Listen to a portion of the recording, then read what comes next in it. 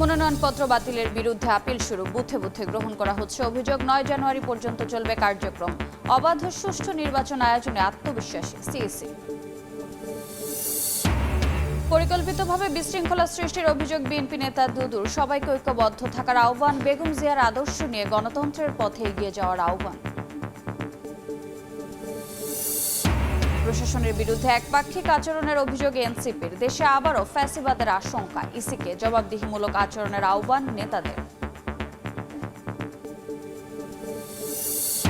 সমাধানের পথে জামাত ইসলামী আন্দোলন টানাপোড়েন। আসন সমঝোতা জোটের নতুন দল নিয়ে ছাড় দিতে প্রস্তুত দুই দলই। শিগগিরই চূড়ান্ত হচ্ছে 300 আসনের প্রার্থী। এবং জুলাই অভ্যুত্থানে অজ্ঞাত শহীদদের মধ্যে পরিচয় মিলল 8 জনের। রায়ের বাজারে গণকবর থেকে তোলা লাশ শনাক্তের ফল উপস্থাপন সিআইডির।